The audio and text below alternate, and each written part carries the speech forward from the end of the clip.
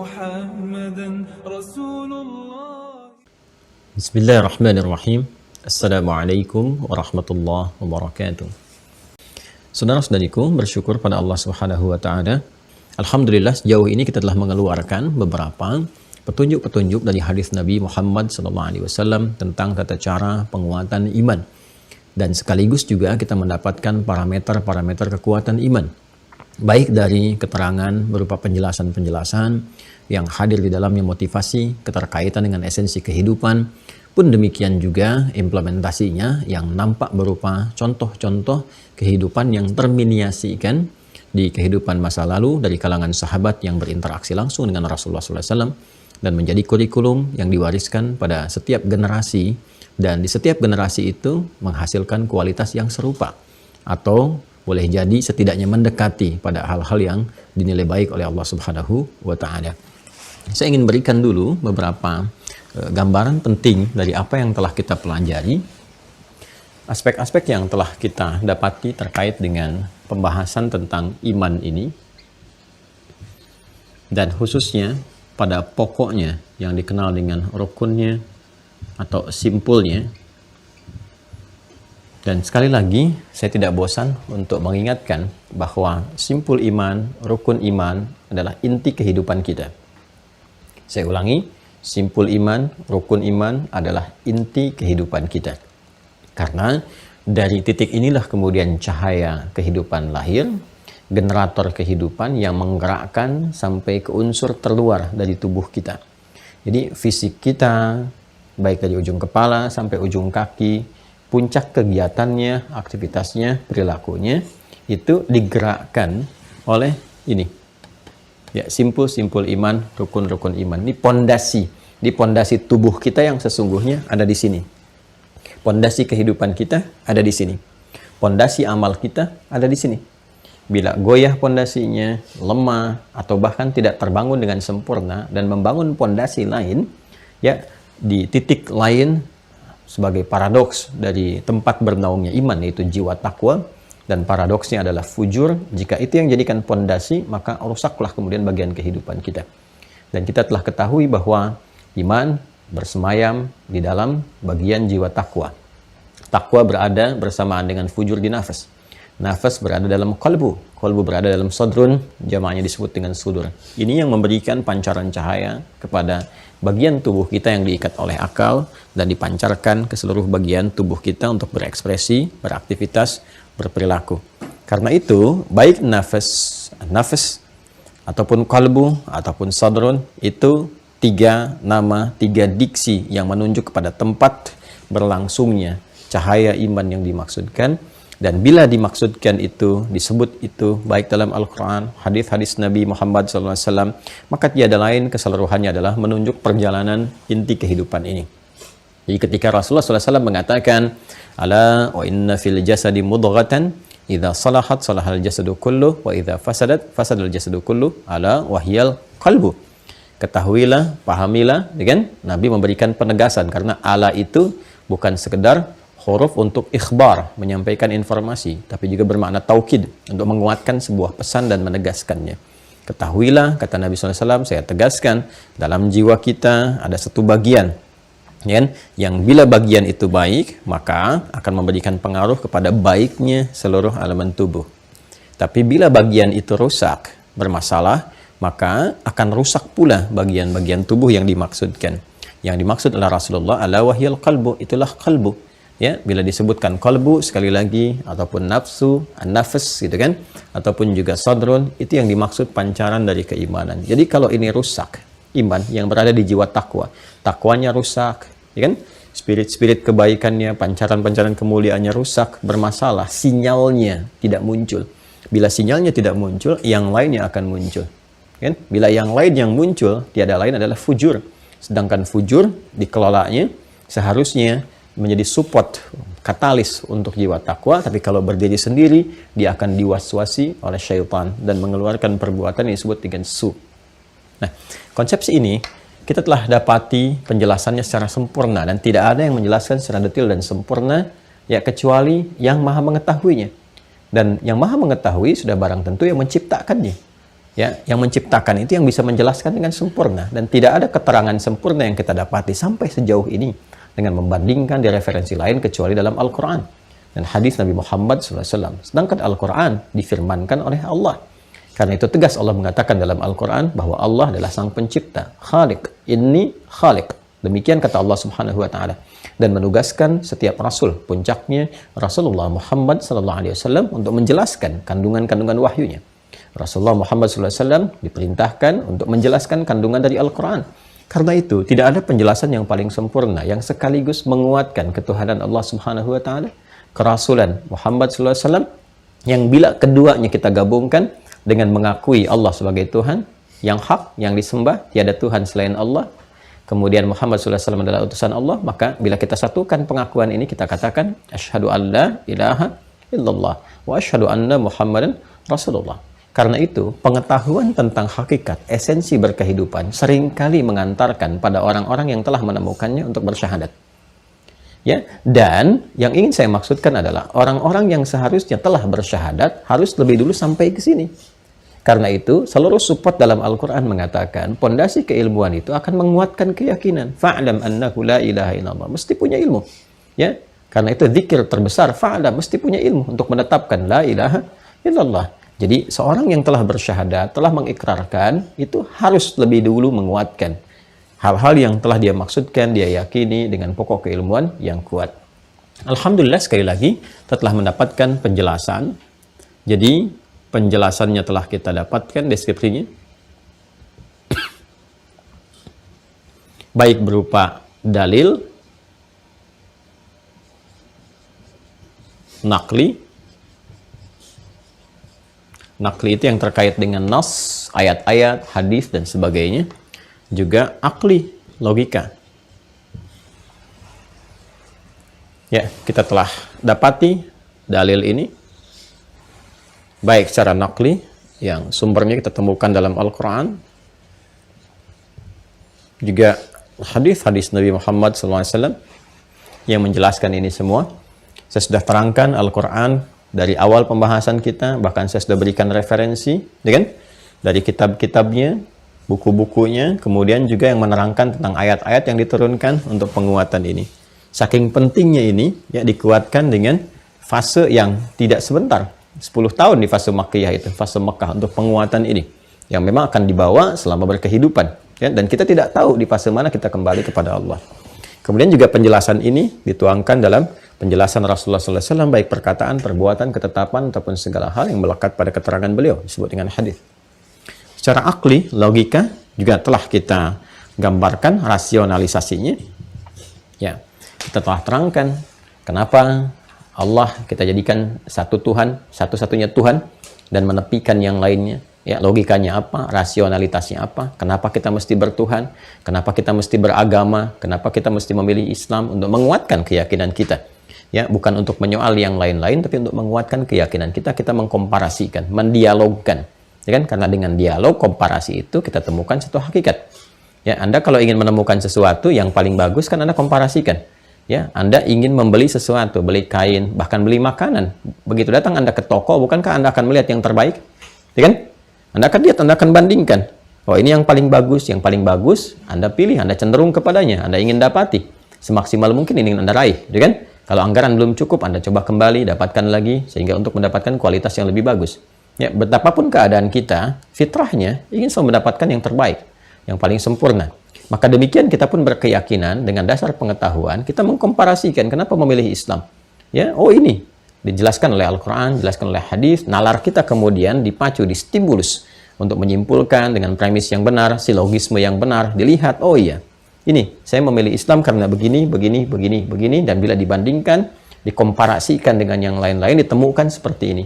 Walaupun pada akhirnya keindahan firman Allah Subhanahu wa taala dalam kandungannya, juga penjelasan hadis-hadis Nabi Muhammad SAW memberikan sebuah pilihan yang objektif dengan mengatakan la ikraha fid din, lakum dinukum waliyadin, tapi setiap pilihan itu tentunya akan dipertanggungjawabkan. Seperti halnya kita mengerjakan pilihan dalam dunia, kita pertanggungjawabkan, maka akhirat pun menuntut itu. Ya, ini telah kita jelaskan. Kemudian dari penjelasan ini juga diberikan contoh. Ya. Contoh-contohnya seperti apa untuk memudahkan hal yang dimaksudkan? Ya, baik itu contoh-contohnya yang langsung disebutkan dalam referensi dalil, ini yang dimaksudkan, baik dalam Al-Quran ataupun hadis, kan? Juga yang terdapat dalam kejadian di semesta, ya kan? Telah kita kisahkan kan, bagaimana orang-orang di masa lalu ketika kita membahas tentang al-asma'ul husna, kita berikan contoh bagaimana saat orang-orang di masa lalu mengalami kesulitan, dia memanggil kepada Allah dengan panggilan apa, dikisahkan, tertemukan dalam Al-Quran. Ya, kisah Nabi Yunus alaihissalam, kisah Nabi Ayub ketika sakit, kan? Kisah Nabi Ibrahim ketika diuji, mereka memohon kepada Allah, bahkan kisah Nabi Adam alaihissalam ketika baru diturunkan ke muka bumi, menerima kalimat-kalimat, kan? Sebagai petunjuk untuk anak cucunya bila keliru, seperti ini jalan taubatnya. Ini telah dijelaskan. Termasuk dalam hadis-hadis Nabi Muhammad SAW, betapa saya hadirkan beberapa hadis-hadis Nabi, memberikan referensi kepada kita, bahkan dari pelakunya sendiri, memberikan gambaran bagaimana cara penguatan iman. Ya, bahkan kita juga telah bahas tentang seseorang yang mengatakan pada Rasulullah SAW, kami telah beriman, ternyata turun wahyu, ayat menunjukkan, perbaiki dulu, bukan seperti itu cara berfikirnya. Atau seseorang yang telah menyimpulkan bahwa saya beriman, saya ingin konsisten, tunjukkan kepada saya bagaimana cara beramal yang singkat, padat, ekonomis, tapi hasilnya maksimal. Ya kan? Minimalis, tapi hasilnya apa? Maksimal. Telah kita bahas juga. Juga kejadian di semesta ini yang menunjukkan bagaimana kita disupport untuk menguatkan keimanan kita kepada Allah Subhanahu wa taala. Betapa banyak riset-riset yang bahkan dilakukan oleh non-muslim, bahkan bukan sendiri, oleh institusi, lembaga-lembaga yang capable, kan? Yang juga mereka punya otoritas di bidangnya, bahkan seperti NASA dan sebagainya, meriset, dan semua hasil risetnya menunjukkan kebenaran-kebenaran apa yang disampaikan Al-Quran. Ya, apa yang disampaikan oleh hadis-hadis Nabi Muhammad SAW. Dan memang ketika itu disadari dan diketahui dalil-dalil ini, harusnya menunjukkan kepada keyakinan yang kokoh. Karena Allah sudah menegaskan, seperti pernah kita bahas di surat Fussilat itu, sanurihim ayatina fil afaqi wa fi anfusihim hatta yatabayyana lahum annahul haqq. Kami akan tampakkan tanda-tanda yang mendekatkan hamba, ya, kepada Allah Subhanahu wa taala dengan kebesarannya, keagungan Allah Subhanahu wa taala, ya, di semesta ini, bahkan pada diri mereka sendiri, sampai mereka menyadari bahwa semua yang disampaikan dalam Al-Quran adalah mutlak dan nyata kebenarannya. Jadi sekarang kita dapatkan banyak hal, bahkan ada riset sekarang, ya. Kalau Anda lihat riset-riset yang terjadi sekarang, para ilmuwan itu meriset banyak hal. Itu setiap apa yang mereka riset pada umumnya itu semakin membenarkan dan memastikan kebenaran Al-Quran. Jadi hanya pembuktian aja setiap masa. Nah, ini menariknya, setiap generasi berganti selalu ada riset pembuktian yang menguatkan kebenaran Al-Quran. Ya. Yang kita dapatkan kemarin saya contohkan NASA itu kan, begitu mereka meriset, mencitra bagaimana semesta ini berada dalam satu ruang yang mirip trompet dan sebagainya, dan telah kita sampaikan itu hanya 1-2 ayat dalam Al-Quran dari sekian banyak ayat. Nah, ini penjelasan terkait ini semua dengan contohnya, bahkan diminiasikan secara sempurna miniaturnya, ya, dalam kehidupan di era Nabi SAW.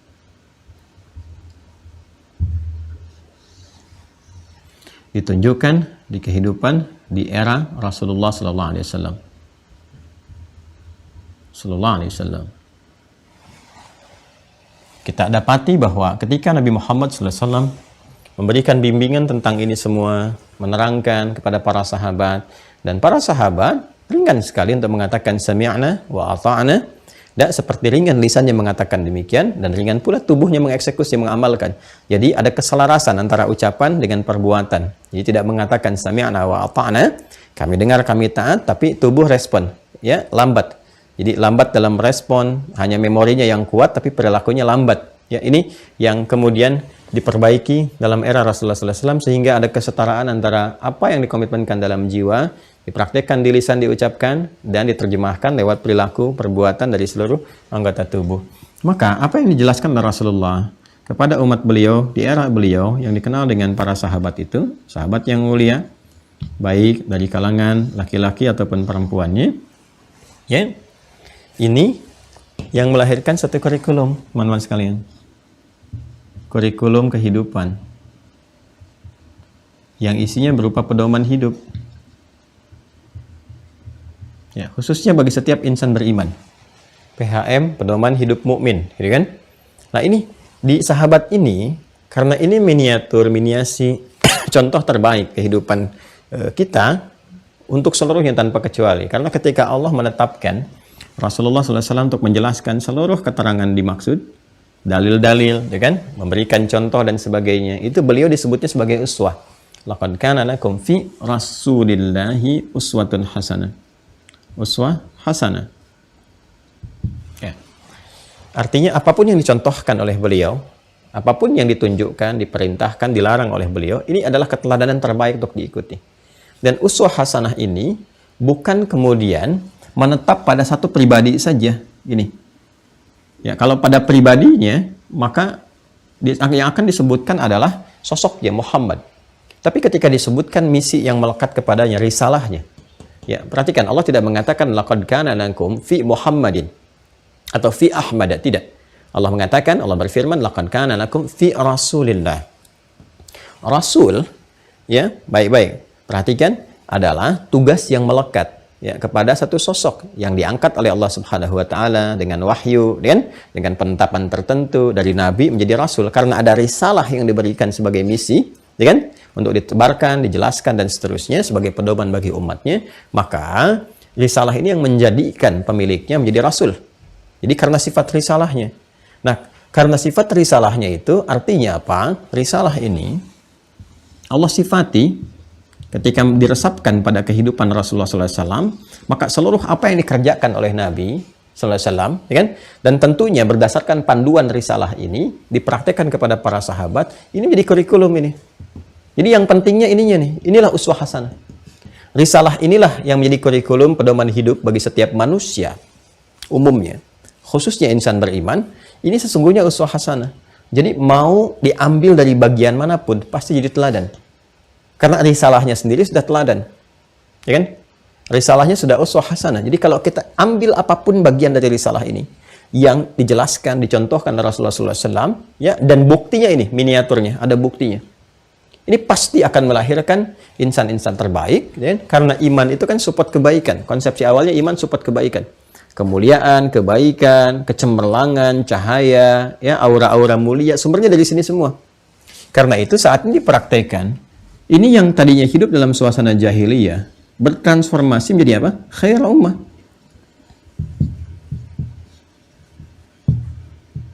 Ya. Masih ingat? Saat saya jelaskan di kurang lebih 3 episode ke belakang. Silahkan direview ya oleh teman-teman yang baru terhubung, boleh dilihat kembali dan bisa langsung masuk juga ke YouTube Mira kalau ingin lihat dari awal terus sampai akhirnya tanpa jeda dan bisa fokus di dalamnya. Bukankah iman berada dalam ruang takwa? Ya kan? Bukankah takwa adalah kumpulan-kumpulan dari kebaikan, dan kebaikan itu sifatnya disebut dengan khair, jamaknya khairat. Artinya, orang yang bisa memaksimalkan imannya, maka akan ada cahaya-cahaya kebaikan, cahaya-cahaya khairat. Yang ini bila dipraktekkan secara komunal, setiap kita mengeluarkan cahaya iman, teman kita, kerabat kita, tetangga kita, semua mengeluarkan cahaya iman. Maka, gabungan dari individu-individu itu secara individual, ketika bergabung, itu menjadi ummah, satu yang komunal. Ya, karena itu satu sosok pun, kalau dia memiliki karakter komunal, ya, karakter aura-aura sosial yang luas, kekuatan yang besar disebut ummah. Ya, inna Ibrahim ummah. Ibrahim itu umat karena satu sosok pribadinya sendiri ya sudah memiliki satu karakter keumatan.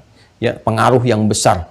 Sering orang mengatakan dia satu seperti 1000 gitu kan. Satu bicara itu 1000 bisa bergerak. Satu orang bicara 1.000.000 bisa bergerak. Ummah mengambil makna kiasannya. Nah, yang paling menarik adalah Allah Subhanahu wa taala langsung memberikan pengukuhan bahwa orang-orang mulia ini yang tadinya berkehidupan dalam suasana jahiliyah dikukuhkan oleh Allah berubah menjadi khaira ummah dengan turunnya Quran surah ketiga Ali Imran ayat 110 itu. Kuntum khaira ummatin ukhrijat linnas. Ya kan? Ketika apa? Ketika ini muncul. Kalau ini muncul kan ta'muruna bil ma'ruf, seperti pernah saya jelaskan dulu. Wa tanhauna 'anil munkar. Apa buktinya? Al-amru bil ma'ruf wan nahyu 'anil munkar. Keluar dari sini, teruskan ayatnya. Wa tu'minuna billah. Kuntum khaira ummatin ukhrijat linnas ta'muruna bil ma'ruf wa tanhauna 'anil munkar wa tu'minuna billah. Ya kan? Baik. Karena itulah Orang-orang dahulu pun yang ahli kitab, kalau mereka benar, ya benar memahaminya sesuai dengan aspek keimanan, ketakwaan kepada Allah, tidak menyimpangkannya, konsisten dalam ajaran-ajaran yang benar melalui ajaran nabinya, maka Allah jelaskan, walau anna ahlal kitabi amanu wattaqau. Kan? Jadi kalaulah orang-orang terdahulu pun sama beriman, bertakwa dan sebagainya, maka pengakuan ini akan muncul. Ya, baik. Kita ingin teruskan bahwa ini, sekali lagi, khairul umat ini bukan kisah fiktif. Ya, bukan imajinatif sifatnya. Kita imajinasikan pernah ada, tidak. Ini nyata. Nyata dan terekam dalam sejarah. Buktinya apa? Buktinya kita sekarang ada beriman. Ya, dari mana kita bisa beriman sekarang? Ya, kalau tidak ada orang yang pernah beriman sebelumnya. Dari mana kita bisa mengatakan syahadat kalau tidak pernah ada orang bersyahadat sebelumnya? Ya, dan ini dibuktikan oleh sejarah, dikenal, diketahui, jejaknya masih ada. Bahkan tempatnya sampai sekarang dikunjungi oleh setiap orang di muka bumi yang beriman. Kan? Datang, mengikuti jejaknya, dan seterusnya. Artinya apa? Risalah ini bertahan. Dan tahukah Anda, ketika risalah ini dipahami sebagai kurikulum, pedoman kehidupan, dan ini diwariskan oleh para sahabat kepada generasi setelahnya, generasi tabi'in, ya, tabi'in, para pengikut. Bukan hanya mengikuti sahabat, tapi mengikuti ini. Para pengikut kurikulum kehidupan yang telah dipraktikkan oleh sahabat. Maka apa yang terjadi? Semua tabi'in dengan passionnya mereka masing-masing. Apakah cendekiawan, ilmuwan, para ulama-ulama, dan turunan-turunan yang lainnya, mereka mendapati kesuksesan serupa. Sama-sama sukses. Seperti yang didapatkan oleh sahabat. Walaupun keadaan suksesnya tentu akan menyesuaikan dengan eranya. Boleh jadi secara keduniaan berkembang, ya. Era di sini berbeda dengan era di sini. Ini secara keduniaan mungkin terbatas. Di sini sudah ada maritim, ya. Di sini sudah ada apa lagi? Pancaran-pancaran cahaya keilmuan, riset, penemuan-penemuan dan sebagainya karena makin meluas. Bahkan sudah sampai ke Eropa, dataran Siberia itu, sampai ke Spanyol, ke Portugal, Sisilia dekat Italia dan seterusnya. Ini sudah menyebar dan membangun peradaban. Ada di sini. Hasil dari apa? Hasil dari ini. Ya. Bahkan banyak dialektika keilmuan yang melahirkan referensi-referensi besar. Sampai dari barat, dari timur, belajar. Kemana? Ke dunia Islam. Dan mengatakan peradaban Islam, bukan peradaban tempatnya. Sering saya katakan. Tidak pernah ada pembahasan peradaban Andalusia, tapi selalu peradaban Islam di Spanyol, di Andalusia. Peradaban Islam di Baghdad. Karena apa? Yang dibawa kurikulum ini. Kurikulum keislaman. Ya.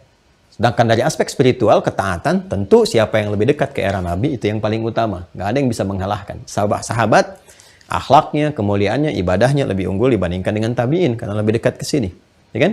Karena itulah Nabi mengatakan, ya, setelah yang terbaik khairul qarnin, ya, itu karni, era terbaik adalah era di kenabian dalam konteks keimanan, ketakwaan, kedekatan dengan Allah, kemuliaan akhlak dan turunan-turunan yang lainnya. Kalau dunia bisa berkembang, tapi sibghah untuk mengisi itu, ini kemuliaannya. Setelah itu, ini tsumal ladzina yalunahu, ini dari era tabi'in. Ya, jadi ini era-era yang terbaik untuk mewariskan ini. Nah, hanya berkembang ini kan jadi tabi'ut tabi'in. Tabi', ya, tabi'in, para pengikut. Ini masih bagus nih kurikulum ini. Masih terwariskan. Ya. Walaupun mulai ada intrik-intrik dari sekitaran, ya, coba untuk menghadirkan friksi, perpecahan dan sebagainya. Nanti kita jelaskan, ini akan bertahan insya Allah. Ya, ini masih cukup baik. Ada era keemasan cukup baik. Pemerintahan-pemerintahan cukup baik juga. Karena mewarisi ini semua, diwariskan. Bahkan di fase ini, antara ini dengan ini sudah ada kodifikasi. Kodifikasi. Kodifikasi itu dikumpulkan dalam berupa bentuk tulisan yang terkumpul. Ya, jadi buku, jadi pedoman. Di sini tahapnya masih hafalan, kuat banget hafalannya. Ya, jadi jarang ada yang menulis, segelintir saja yang mendokumentasikan dengan tulisan, selebihnya menghafal. Setelah itu mereka menjadi duta-duta, diplomat-diplomat datang, ya kan? Ke berbagai negeri, berbagai daerah, bahkan ke tempat yang terjauh sampai ke Nusantara. Ya, yang sebetulnya juga bagian dari singgah asalnya karena mau ke Cina, ya, nyambung ke wilayah timur jauh ke sana. Tapi alhamdulillah dengan izin Allah Subhanahu wa taala menyebar kemuliaan itu menjadi lebih baik. Dan di era-era ini, teman-teman sekalian, ini itu ada kodifikasi mulai dihimpun, satukan. Di era inilah kemudian di bagian 2 ini terkenal, ya, di sini bagian 2 ini terkenal imam-imam yang mulia itu, ya, imam-imam di bidang fikih, imam-imam madhab terkait fikih, imam-imam di bidang turunan yang lain, di akidah dan sebagainya. Ya, kita mengenalkan di fase ini. Ya, Imam Asy-Syafi'i, kemudian Imam Malik, Imam Ahmad, yang lebih dekat lagi ke atas itu Imam Abu Hanifah, ya, dan seterusnya. Jadi ini gambaran-gambarannya teman-teman sekalian, ya. Sampai sini ini masih bagus. Persoalannya apa? Persoalannya adalah ketika mulai terjadi asimilasi banyak hal lah. Ya, dari budaya, pengaruh lingkungan, hasrat sekitaran dan sebagainya. Dan memang landscape yang ada pada saat itu, ya, itu nggak bisa dinilai dengan keadaan yang sekarang. Ya, masa-masa pada saat itu, masa-masa yang dunia serba dikuasai oleh banyak hal. Ya, banyak hal diantaranya apa? Hasrat untuk menaklukkan, hasrat ini, hasrat itu dari sekitar-sekitaran. Ya, sedangkan di Islam memperbaiki itu semua.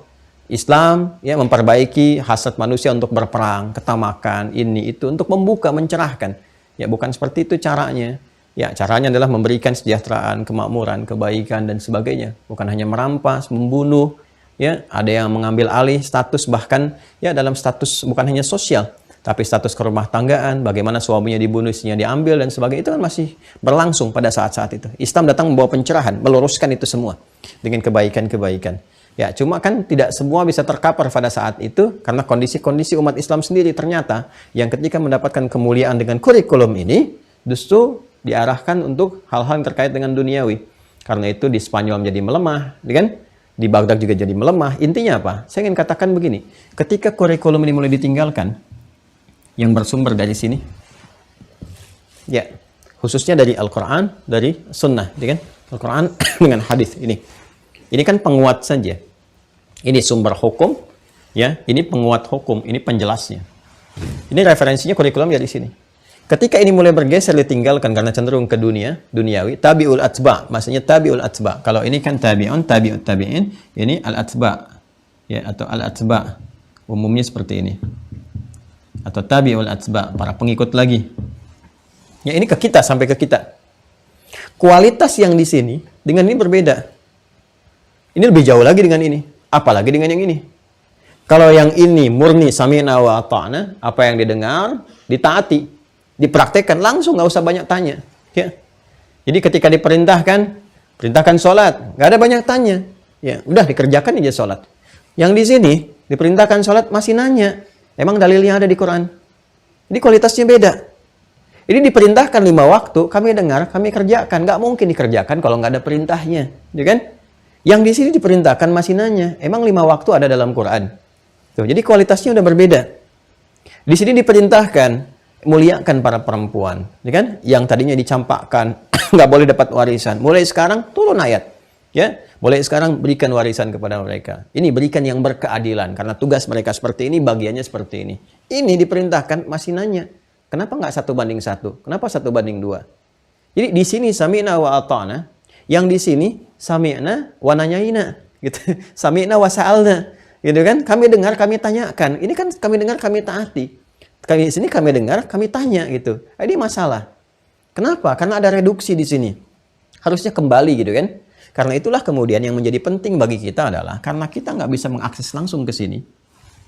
Ya, kita ingin kembali. Kalau ingin maju, ini kan sudah terbukti. Jahiliyah jadi khairul ummah, ditampakkan semua. Bahkan kalau kita mau jujur, perkembangan yang terjadi di Barat saat ini, ataupun kemajuan-kemajuan yang dikatakan negara maju dan sebagainya, riset-riset mereka, sekarang silahkan jujur dengan penuh objektif. Silahkan teliti transmisi sejarahnya, bagaimana spirit untuk riset itu muncul, dari mana landscape yang muncul sekarang itu, referensinya dari mana. Anda nggak akan jauh dapati, semua itu akan terhubung ke sini. Ke era ini, di mana mereka dapatkan belajar, utusan-utusan mereka datang ke Spanyol. Eropa dulu itu perempuannya pada berjilbab, Pak.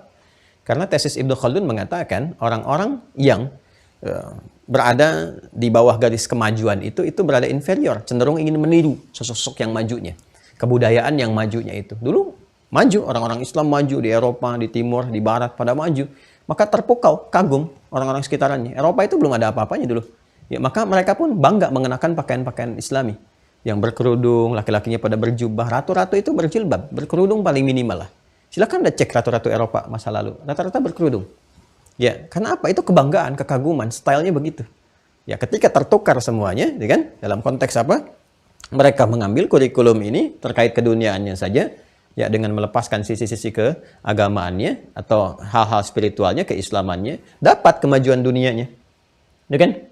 Nah, berbalik sekarang, ketika sebagian umat muslim meninggalkan itu semua, tereduksi, terpukaunya dengan ininya, maka copy paste-nya muncul lagi kan sifatnya itu. Maka sekarang sudah tertutup aurat, dibuka lagi, ya senang, sana di chat, sini di chat, gitu kan? Sana pakai anting, sini ikutan pakai anting, yang laki-laki itu loh, macam-macam, tanpa tahu apa sih sesungguhnya yang menyebabkan itu dipakai.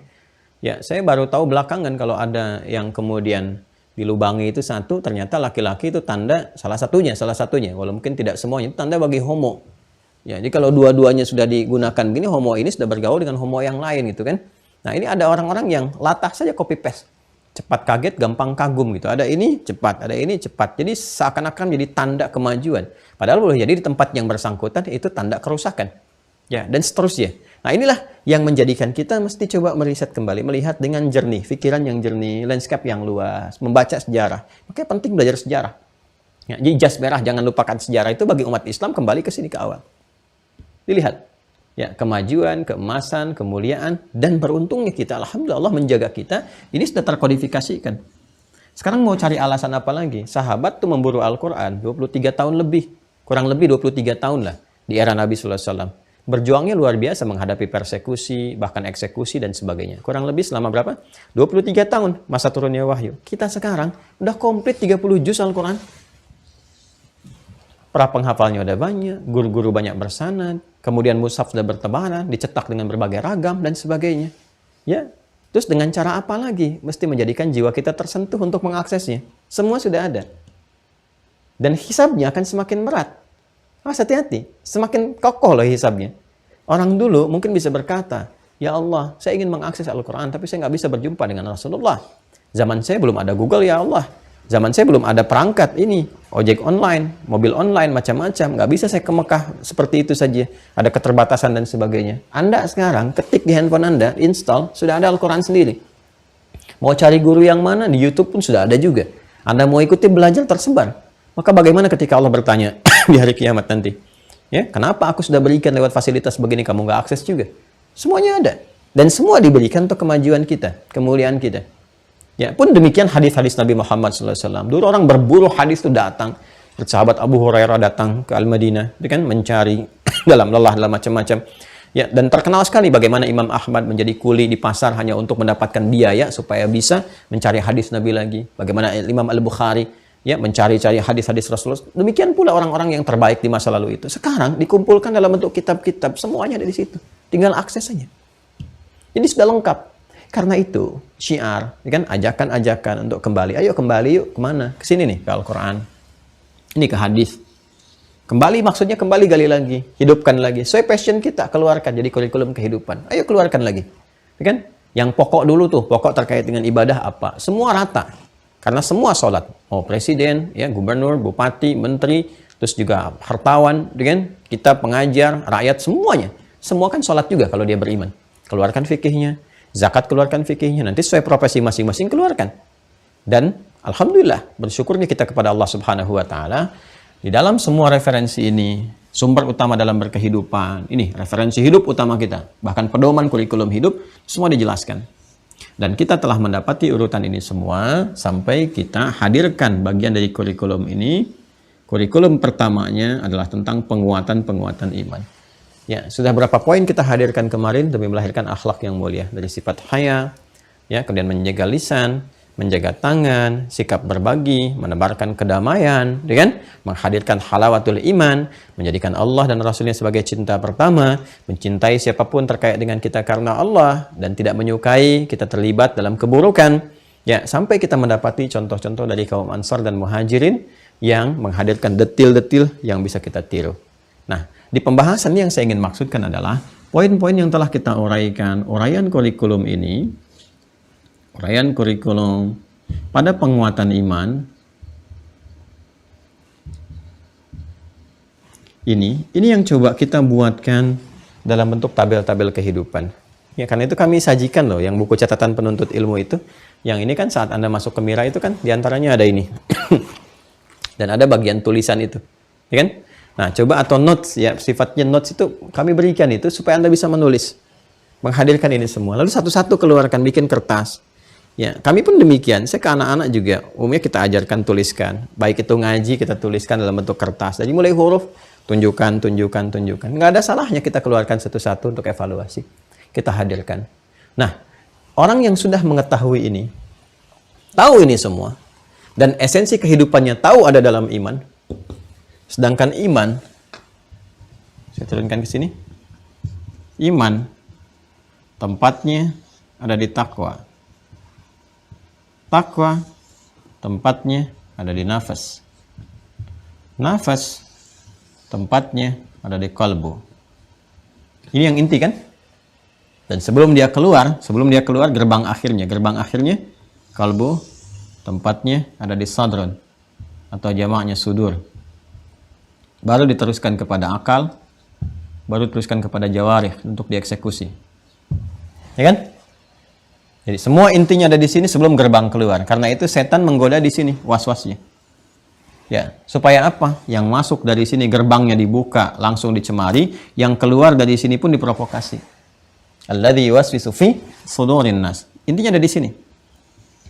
Dan itu Nabi mengatakan, ala inna fil jasadi mudghah wa idza salahat salahal jasadu kullu wa idza fasadat fasadal jasadu kullu. Jasad ada di sini. Yang menentukan apa? Ala wahyal qalbu. Ini, qalbu itu ini. Ada nafas, ada jiwa takwa, ada iman di dalamnya. Kan? Jangan sampai bergeser ke titik ini yang fujur. Berdiri sendiri. Yang kalau dia keluar ke sini, ya kan? Diwaswasi oleh syaitan, masuk dari sini, ya, yang buruk tembusnya ke sini, jadi dia provokasinya ke sini. Tuh. Yang kita harus maksimalkan ini. Nah, kita harus mengenal ini semua. Kalau kita kenal, kita tahu, maka konektivitas kita untuk menyembah Allah Subhanahu wa taala, menuhankannya, memancarkan cahaya-cahaya Rabbani, cahaya-cahaya yang dibimbing oleh Rabb, oleh Allah Subhanahu wa taala untuk berperilaku, beramal soleh dalam kehidupan, itu bisa tampil dalam kehidupan sehingga melahirkan hidup berkualitas, berkemajuan di setiap era. Ya, dengan kurikulum yang telah ditetapkan. Mengetahui konsepsi ini semua disebut dengan ma'rifah. Mengetahui sesuatu yang terukur dengan baik, dengan sempurna disebut dengan ma'rifah. Ya, inti di semua ini kan ada di kalbu. Ya, jadi kalau kita paham tentang kalbu kita, tentang fungsinya, maka baik jawarih kita, baik jasad kita. Kalau baik, semua ini akan muncul seperti yang diharapkan. Jadi mengetahui inti kehidupan yang ada dalam kalbu, kalau kita satukan, mengetahui sesuatu, teramati dengan sempurna disebut dengan ma'rifah, dan intinya disebut dengan kalbu, maka kita bisa katakan ma'rifatul qalbi. Ini bagian yang terpenting dalam kehidupan. Ya kan? Nah, apakah ada petunjuk tentang ma'rifatul qalbi ini? Baik dalam Al-Quran ataupun dalam hadis-hadis Nabi Muhammad SAW, itu yang akan kita baca saat ini. Ya. Jadi, ini mukaddimah yang saya sampaikan. Sampai kita memahami dasar sebelum kita memulai pembahasan kita. Ya. Bagi orang yang barangkali baru interaksi sekali dengan taklim kita ini, oh kaget ternyata 1 jam baru mukaddimah. Tapi boleh jadi apa yang diterangkan ini adalah bagian yang terpenting untuk memahami sesuatu. Karena kalau sudah kita paham apa yang mau dibaca, lebih gampang. Ya kan? Ada orang-orang yang ketika belajar, dia bisa mengerti, oh syekhnya mau sampaikan ini, ke sini arahnya gitu ya. Tapi ada juga kondisi-kondisi yang memang kita harus tahu dulu landscape-nya secara luas, baru kita akan paham kemana arah pembahasannya. Bismillahirrahmanirrahim. Bab, ya kan? Qaulun Nabi sallallahu alaihi wasallam. Subtopik pembahasan tentang sabda Nabi sallallahu alaihi wasallam. Ana a'lamukum billah. Nabi SAW bersabda, ana, kata Nabi, saya. Kalau sudah menggunakan kata ana, ini personal sekali. Ya, ini personal sekali. Biasanya sih kalau dalam satu pembicaraan sudah menggunakan kata ana, itu ada penekanan di dalamnya. Ya, sudah ada penekanan pada sesuatu. Ya, imma terkait dengan hak personal misalnya, ya, atau kemampuan secara personal. Ya, kalau kita ingin menegaskan misalnya, siapa presidennya di sini, di perusahaan ini, kan ada presiden direktur, ya. Siapa pemimpinnya di sini? Maka dikatakan ana. Nah, ini kalau sudah menggunakan ana itu sesuatu yang melekat. Ya, dan ini bisa positif, bisa negatif. Ya, karena itu ketika iblis pun merasa ingin menunjukkan satu hal yang melekat pada dirinya, yang beda dengan Adam, ya dia mengatakan kata ana, yang di situ Allah murka. Ya, kalau Anda buka Quran surah ke-7 misalnya, Al-A'raf, di ayat ke-12 ya. sampai ke-13 itu. Qala ma mana'aka alla tasjuda idh amartuk. Ada? Kan? Kalau Allah berfirman, ma mana'aka alla tasjuda idh amartuk. Apa yang mencegah engkau untuk tidak hormat kepada Adam saat aku perintahkan? Ada ayatnya? Jadi Allah ingin menegaskan, ya, ini perintahku, bukan persoalan hormatnya, bukan persoalan sujud hormatnya, tapi ini perintah saya, kata Allah. Kalau saya nggak perintahkan, ya silahkan. Engkau nggak kerjakan, ya itu pilihan, gak ada masalah. Tapi ketika aku perintahkan, itu kewajiban sifatnya. Bentuknya kewajiban hukumnya. Apa yang dia katakan? Ana, tuh lihat jawaban pertamanya. Dia bilang, ana khairum minhu. Khalaqtani min narin wa khalaqtahu min tin. Ya, saya lebih hebat dibandingkan dengan Adam. Nah, ini menunjukkan satu penekanan, tapi aspeknya negatif. Ya, ingin menunjuk kekhususan. Kalau sudah orang mengatakan saya, nah ini kan di nuansa dialektika, ya, kita interaksi secara kata-kata pun kalau sudah mengatakan saya, nah itu ya, nah itu kan kesannya berbeda, ya. Beda dengan kita mengatakan kami begini-begini, tapi kalau sudah saya, nah itu saya bertanggung jawab dengan semua ini. Wah, pimpinan dalam militer mengatakan bukan anak buah yang keliru, saya sebagai pimpinan. Nah, misalnya, kemudian saya, nah itu udah mengambil kesan saya, nah, itu sudah ada konotasi tertentu, unsur yang spesifik, berbeda dengan hal-hal yang biasa. Nah, itu yang negatif tadi. Ya, kalau dilekatkan pada kesan positif, jadi positif. Nah, contoh positifnya ini, ya ketika Rasulullah SAW bersabda, ana a'lamukum billah. Saya, kata Nabi, ya SAW, a'lamukum, yang paling tahu. Ada a'lam itu menggunakan isim tafdil. Tafdil itu menunjuk pada keutamaan, tingkat-tingkat keutamaan. Formulasinya af'al. Ya. Jadi ada namanya tafdil. Kalau kita belajar gramatika bahasa Arab, ada at-tafdil. Ya, af'alu tafdil, kata-kata kerja, verb yang menunjukkan tingkatan keutamaan.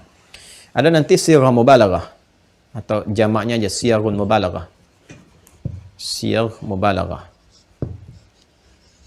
Ya, formulasi bentuk-bentuk superlatif. Kalau ini menunjukkan tingkatan keutamaan,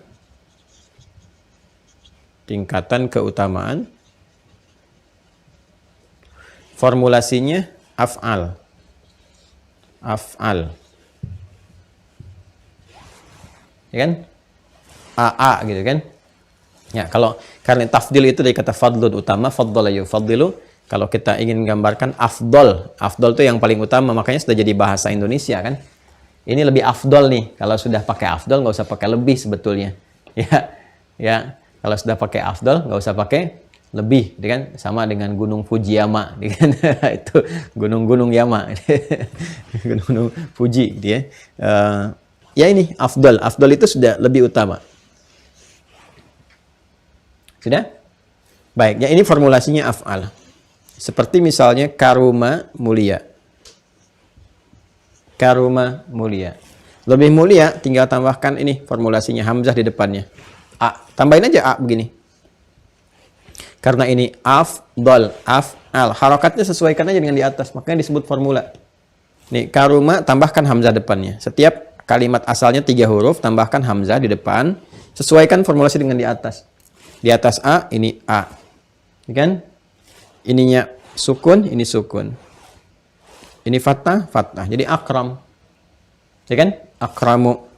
Kalau sudah akram berarti yang paling mulia, lebih mulia. Jelas? Hasuna, baik. Hasuna, baik. Kita ingin robah, lebih baik. Ini yang lebih baik. Ya kan? Tinggal tambahkan aja. Ini. A. Fathah. Ya kan? Kemudian, gini. Pakai sukun, ahsan. Hada ahsan. Ya kan? Hada ahsan. Ini lebih baik. Ya, pemain bulu tangkis Muhammad Ahsan. Ini lebih baik. Kan? Ruknun jadi arkan, kalau itu jamak bentuknya. Ya, jadi tinggal kita tambahkan saja seperti ini.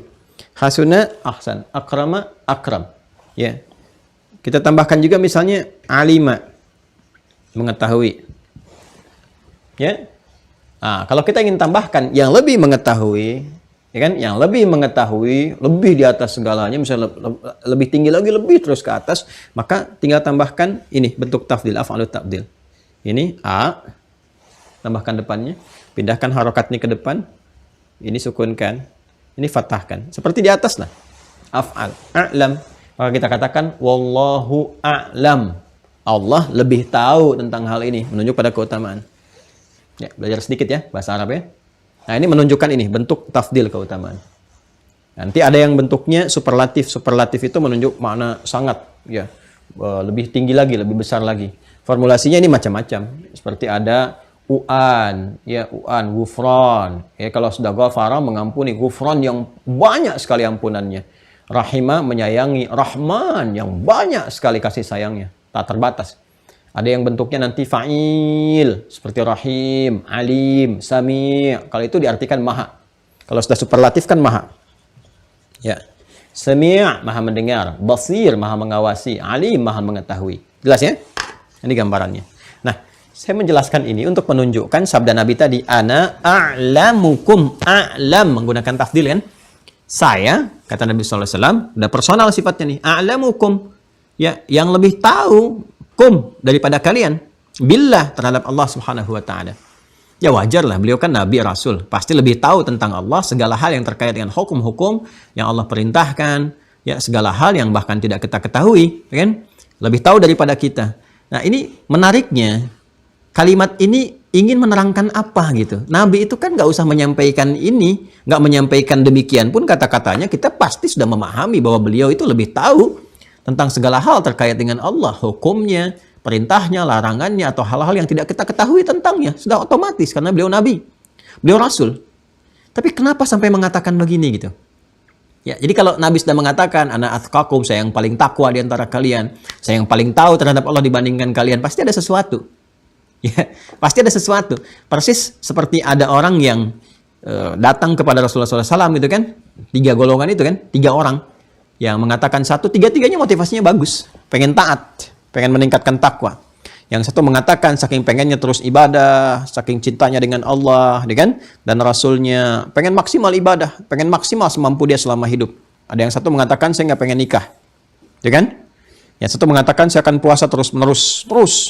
Ya, jadi seperti itu. Dia ingin menambahkan sesuatu, ya, menambah terus ya kekuatannya itu untuk coba tingkatkan. Tapi apa respon Nabi? Kalimat pertama yang dikatakan kan saya lebih takwa dibandingkan kalian. Ana atsqakum, saya ini manusia paling takwa dibanding dengan kalian. Ya jelas karena Nabi Rasul, ya. Tapi perkataan itu keluar untuk menunjukkan satu kesan. Apa yang dimaksudkan Nabi? Ya saya aja Nabi Rasul, manusia paling takwa. Saya masih menikah, kan? Saya aja Nabi Rasul, manusia paling takwa. Ya saya masih berbuka, puasa, kemudian berbuka dan seterusnya. Ini memberikan contoh kesan kepada kita. Jadi Nabi berikan solusi. Ya, kalau kamu pengen seperti ini cara puasanya, kalau kamu pengen seperti inilah, ada hukum-hukum dari situ. Ya, faman raghiba an sunnati, siapa yang nggak suka, bukan karena uzur tertentu ya, bukan karena nggak sempat karena satu prioritas yang lebih tinggi misalnya, karena ada tuntutan yang lebih tinggi nggak sempat menjalankan itu. Ya, suka dengan itu semua, cuman nggak ada kesempatannya. Ya, suka dengan tahajud itu senang sekali, tapi persoalannya para ulama itu kan keistimewaannya ada di ilmunya. Allah berikan satu perangkat pada dirinya untuk banyak mengkaji, meriset, sehingga banyak manfaat untuk manusia. Sehingga kadang-kadang ya kuantitas tahajud rakaatnya mungkin nggak banyak seperti yang lain. Atau bahkan sempat nggak tertunaikan. Bukan karena nggak soleh, awas hati-hati. Ya, karena tingkat kesolehannya diikat oleh pengetahuannya. Karena itu lebih tinggi dibandingkan dengan ya, kesolehan spiritual ibadahnya. Itulah yang dimaksud ketika Imam Asy-Syafi'i menginap di rumah Imam Ahmad bin Hanbal radhiyallahu taala anhuma jami'an, kan? Ya, bagaimana Imam Asy-Syafi'i kemudian tidur di malam harinya dan tidak bangun tahajud, teramati oleh anaknya Imam Ahmad bin Hanbal. Dan bangun subuhnya tidak wudu lagi gitu kan, makannya banyak.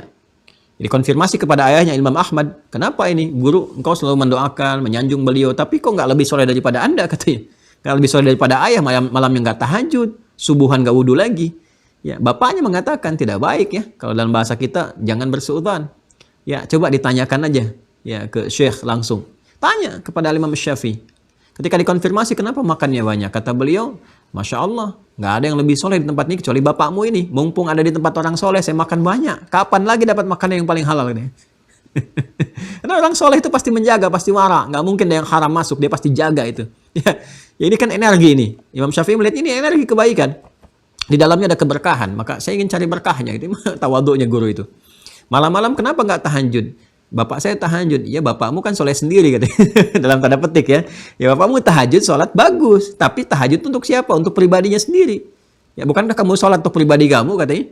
Ya, sedangkan saya malam itu terfikir 100 masalah. Ya, 100 persoalan gitu.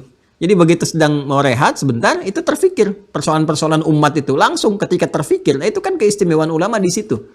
Berkahnya ada di ilmunya untuk memberikan solusi pada persoalan-persoalan yang mungkin dialami masyarakat. 100 persoalan. Sampai saya menyelesaikan persoalan itu nggak sempat tahajud gitu. Bukan nggak mau tahajud, nggak sempat. Saking banyaknya itu, bahkan tiba-tiba berkumandang adzan subuh.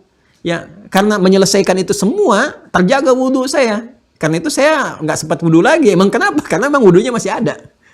Jadi disitulah kemudian baru merasakan kekaguman akan keunggulan bagaimana Imam Syafi'i dalam mengolah sesuatu. Semua punya keunggulan. Imam Ahmad punya keunggulan. Imam Malik, Masya Allah. Gitu kan? Tapi di titik ini semua sepakat bahwa ada kekuatan-kekuatan tertentu yang memang itu amanahnya di situ. Amanahnya di situ. Jadi makanya Al-Imam An-Nawawi ketika mengarang kitab At-Tibyan itu memberikan gambaran adab kepada murid, jangan berprasangka buruk pada guru. Ya, kalau gurunya thiqah, saleh, baik gitu. Ya. Ya, kalau gurunya sudah diketahui baik, thiqah, apapun ya supaya dapat berkah itu tafsirkan dengan sesuatu yang baik. Jadi kalau ada perangai yang terasa kurang baik pun ditafsirkannya harus dengan baik karena boleh jadi kita belum bisa melihat apa maksudnya nih. Ya, di balik ini. Itu yang dimaksudkan Al-Imam An-Nawawi yang Anda ngaji kitabnya Riyadhus Shalihin, ya, kemudian juga ada Al-Arba'in. Coba mulai dengan At-Tibyan dulu, itu bagus. Kenapa saya singgung ini? Karena nanti ketika Nabi mengatakan faman raghiba an sunnati falaysa minni. Siapa yang benci enggak suka dengan sunnahku? Ada raghiba'an, raghiba fi. Raghiba fi itu sayang, cinta. Ya kan? Raghiba'an benci lawannya. Cuman beda satu huruf fi dengan an. Ya, nah kalau ada orang nggak suka dengan sunnahku, nggak mau nikah misalnya, itu kan sunnah Nabi diantaranya, kan? Karena benci aja karena nggak suka, nah, itu Nabi katakan falaisa minni, bukan termasuk golonganku. Tapi kalau dia ya memandangnya ini bagian sunnah betul, tapi nggak sempat aja, ya karena ada satu prioritas tertentu seperti Al-Imam An-Nawawi, kan selama hidupnya nggak sempat nikah, ya bukan nggak mau nikah, nggak sempat saking sibuknya, ya kan? Dan berkahnya kan Anda dapatkan sekarang. Ya, Syarah Sahih Muslim 9 jilid, kemudian apalagi ya Riyadhus Shalihin 1896 hadis ya lengkap dengan penjelasan. Kemudian ada Al-Arba'in, ada lagi yang lain At-Tibyan fi Adab Hamalatil Quran dan sebagainya. Itu gambaran-gambarannya.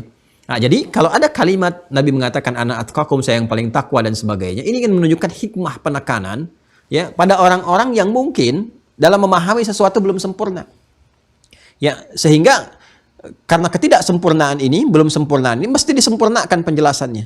Dan biasanya, tipikal orang yang memahami seperti ini, belum sempurna, tapi ada unsur nekatnya. Sehingga mesti ditegaskan. Ya, kan kalau kita begini misalnya, dalam kehidupan juga begitu kan? Jadi kalau kita ingin katakan misalnya, wah ini, di Al-Bukhari begini. Tapi dia sendiri belum khatam Al-Bukhari.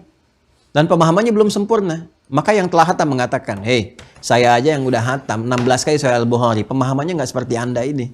Nah, ini untuk menekankan bahwa perbaiki itu keliru. Kan? Nah, sama persis dengan kehidupan kita. Anda pernah ke Spanyol misalnya kan? Lalu Anda mengalami macam-macam dan sebagainya, ada orang yang baru baca. Lalu dia mengatakan gini, di Spanyol begini. Maka Anda yang pernah ke Spanyol mengatakan, hei, saya aja yang sudah ke Spanyol ke sana, nggak seperti itu yang tempat Anda lihat itu. Saya aja udah pernah ke sana gitu kan. Anda ke sana dulu baru lihat. Nah, ini menunjukkan sebuah kesan. Nah, apa yang ingin disampaikan Rasulullah dengan kalimat ini? Ana a'lamukum billah. Saya ini lebih tahu dibandingkan kalian tentang Allah. Ya kan? Nah, apa poin yang ingin ditarakan di situ? Hikmahnya apa? Ini kalimatnya. Ya, yuk kita lihat. Wa annal ma'rifata fi'lul qalbi. Wa annal ma'rifata fi'lul qalbi. Nah, saya aja kata Nabi SAW, paling tahu tentang Allah, paling ma'rifat. Tadi kan ma'rifat itu tahu. Ini. Ma'rifat itu tahu. Dan di antara puncak ma'rifat itu adalah ma'rifatullah. Nah.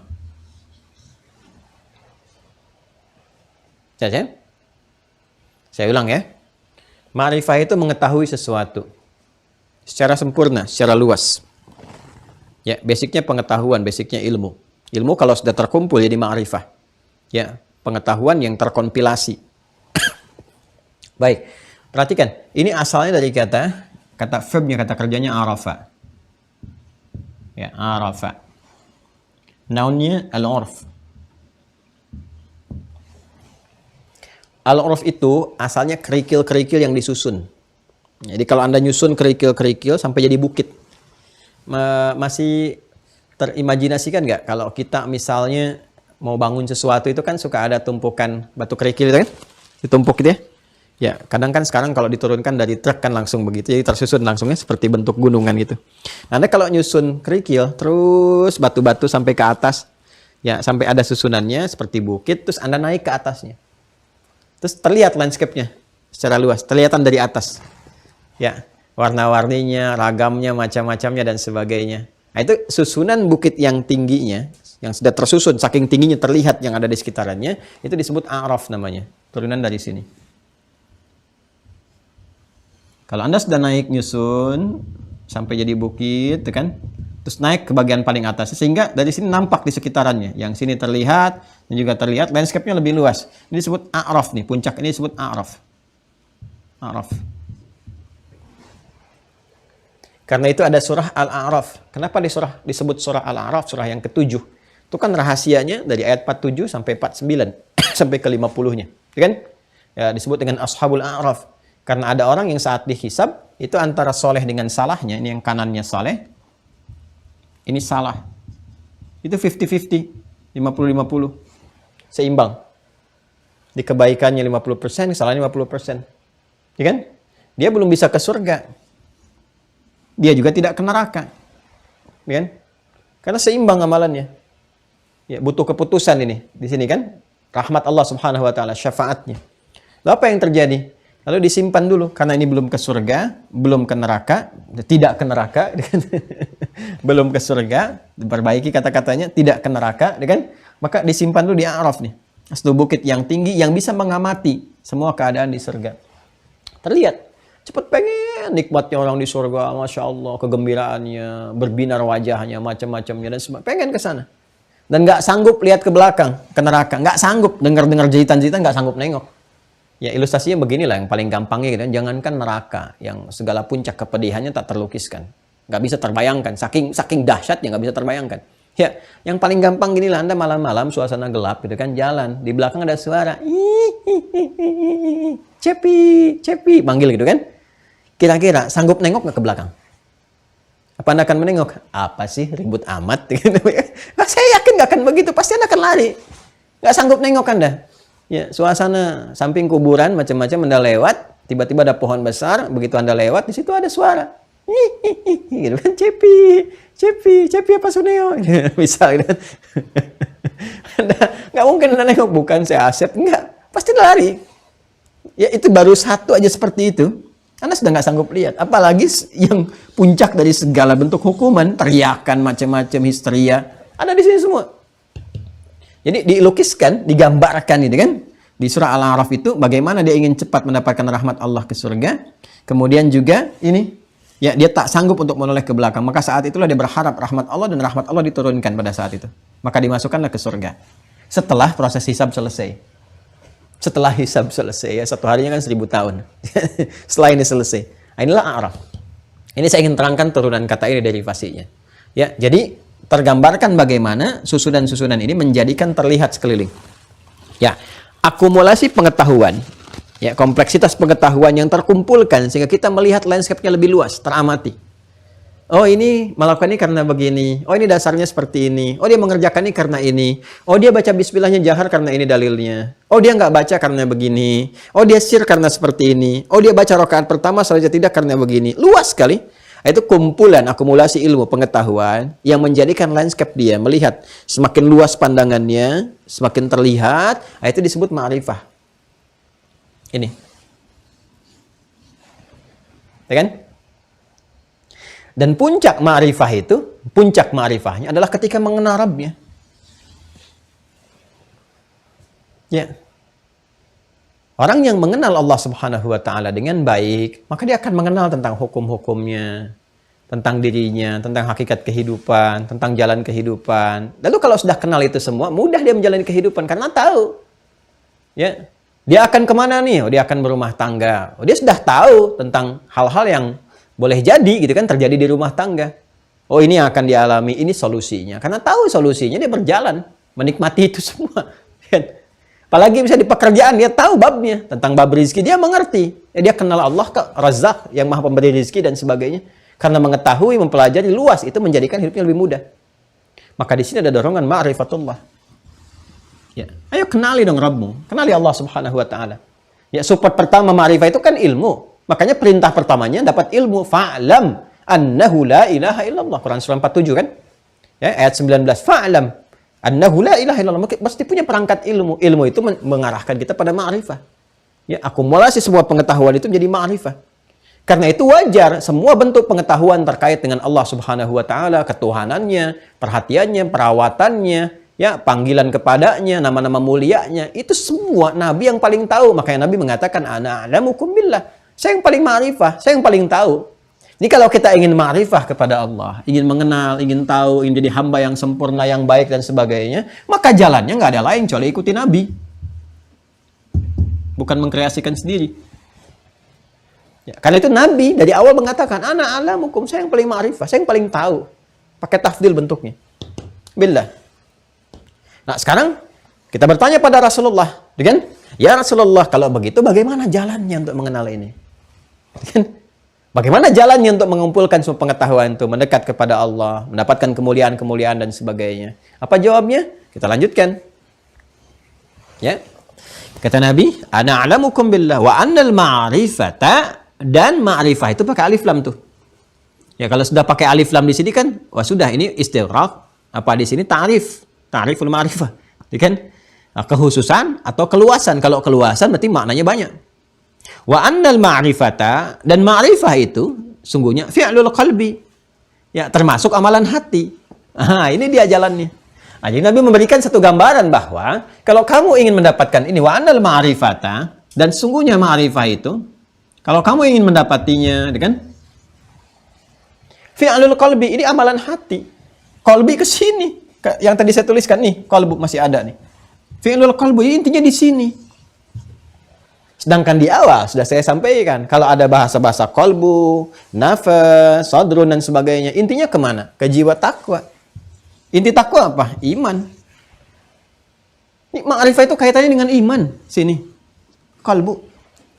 Jadi kalau ingin mengenal Allah dengan baik, dan feedback dari mengenal Allah itu mudah hidup kita. Ya, kan ini, di sini ada takwa kan? Semakin meningkat takwa, semakin mudah hidup kan? Kenapa? Karena konektivitas takwa ini ke sini, ke Allah.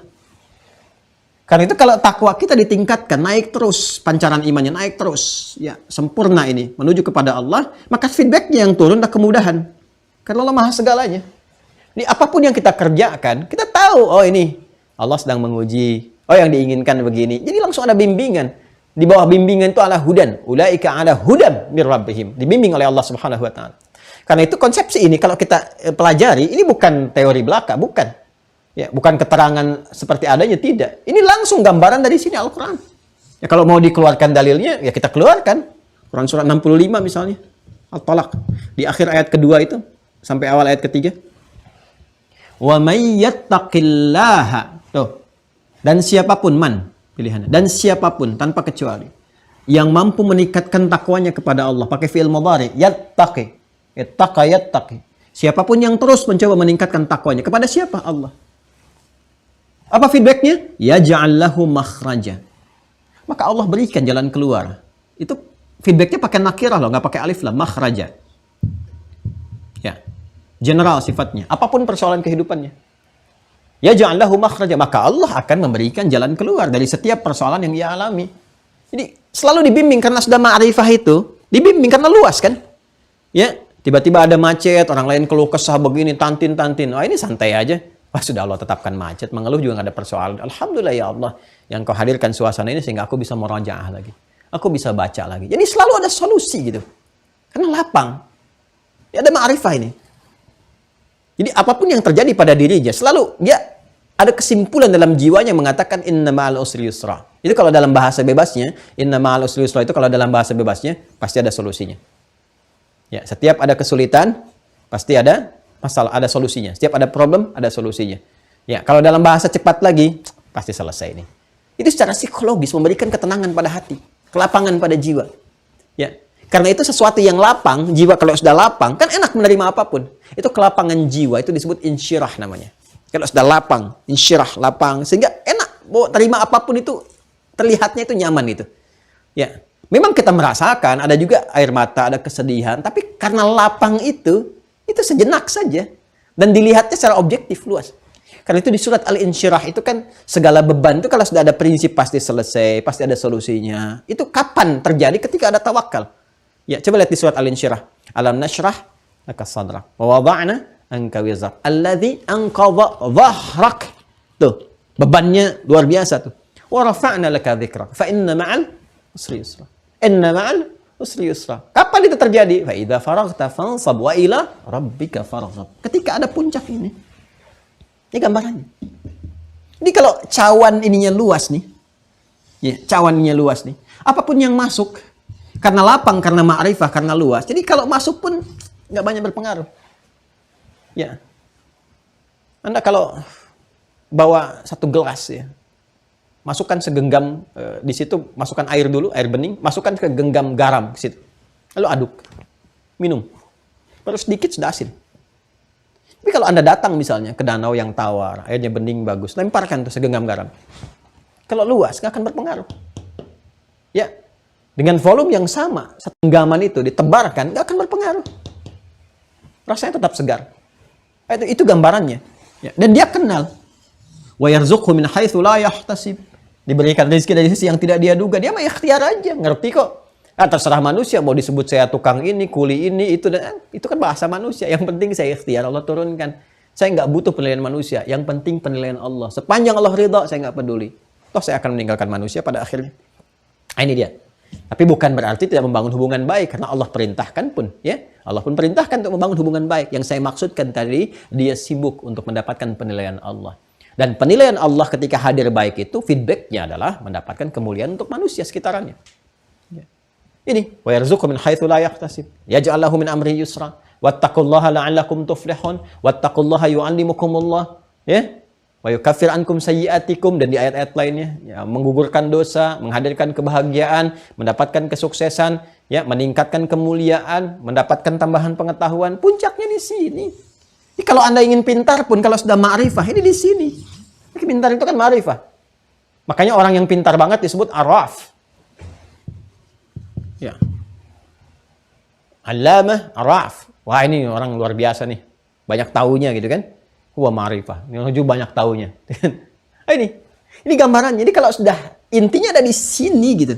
Di sini. Dan ini yang dihisab, ini pun ini yang dihisab. Ya, makanya di sini ada niat kan. Yang menunjukkan sebuah kesungguhan. Ya, ini yang dapat penilaian karena kita kan ingin belajar dan mengetahui yang terkait dengan Allah Subhanahu wa taala, hukum-hukumnya, ketentuan dan sebagainya. Dari sini, maka Allah pun menghisapnya ke sini.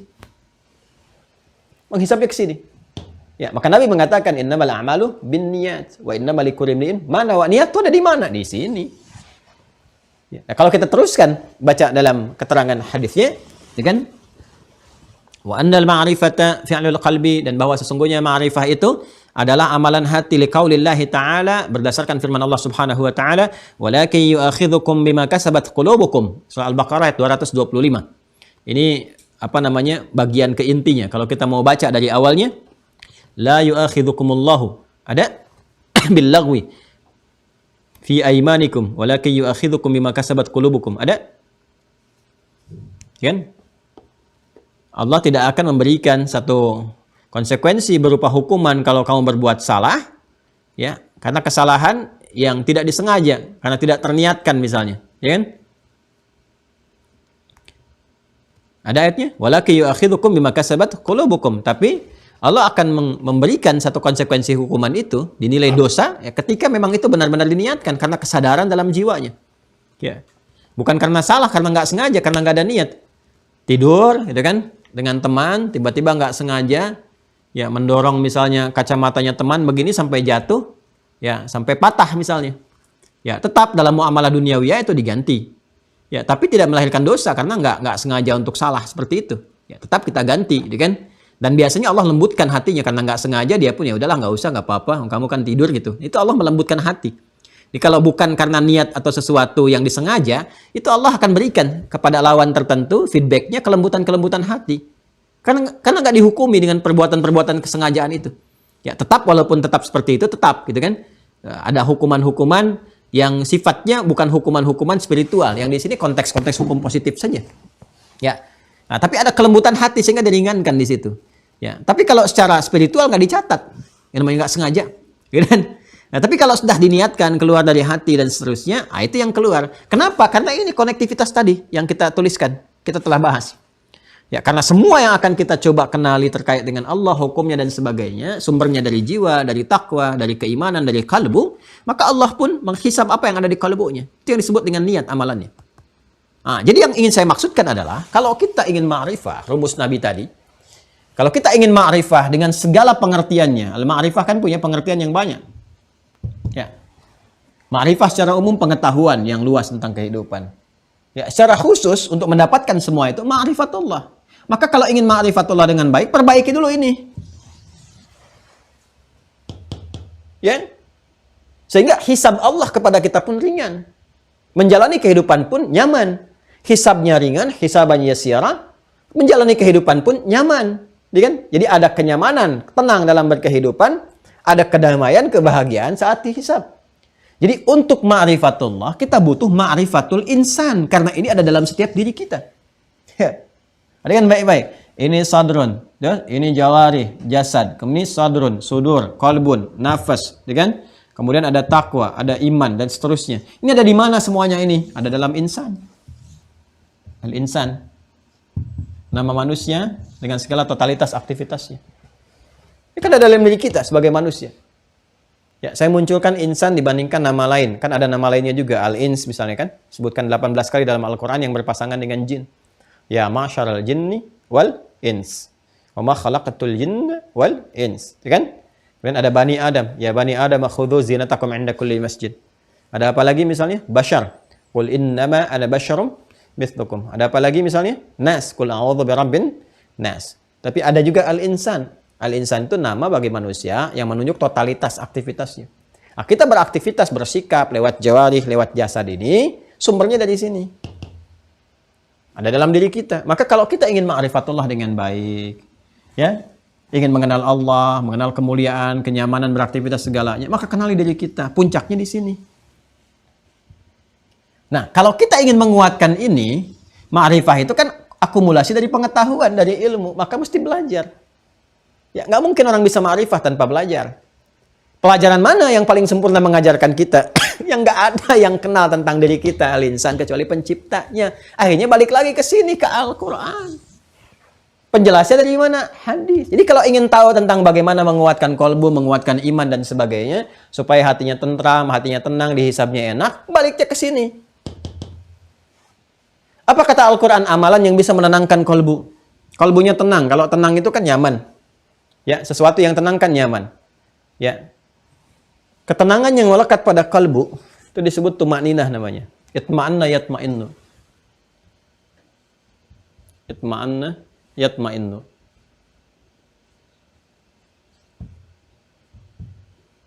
Yatma'innu. Ya, yatma'anna yatma'innu. Ini pakai ta, yatma'innu. Kemudian kalau kita ingin katakan hatinya tenang, yatma'innul qalbu. Ya, yatma'innul qalbu. Yang punya hati satu orang saja? Tidak. Ada banyak orang. Kan? Kalau banyak orang berarti jamakkan qalbunya, jadi kulub. Ya, kulub.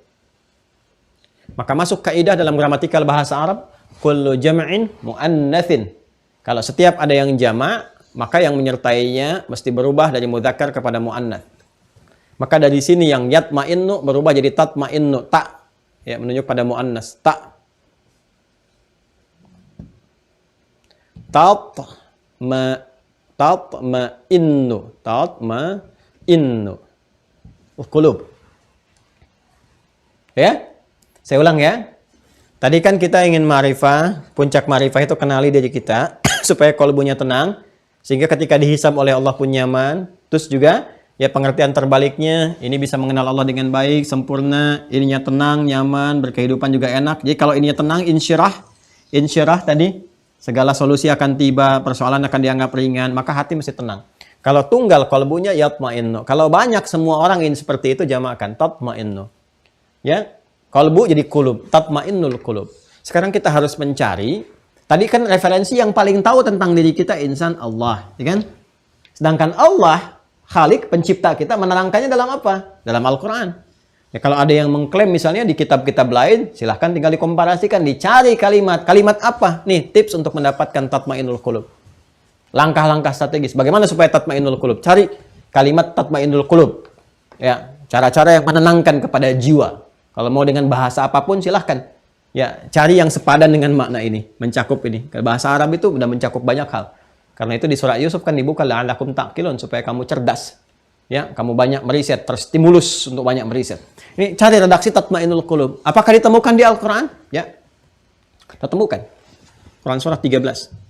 Surah Guntur, Ar-Ra'd, ayat 28. Dan ini diantara inti surah Ar-Ra'd. Dah? Ya, apa artinya Ar-Ra'd? Guntur. Ya. Kilat kencang. Anda kalau dengar suara kilat, suara guntur, gimana rasanya? Duar, gitu kan? Makanya menggelegar kan, menggeledak. Orang menyebutnya geledek, ya kan? Saking kencangnya. Ya, biasanya orang menutup telinga kan, karena takut kan? Ya kan? Ada kiasan. Ya, bencana ini seperti kilat yang menyambar di siang bolong. Maksudnya apa? Saking menggelegarnya gitu, saking nggak siapnya, bikin nggak tenang, bikin takut dan sebagainya.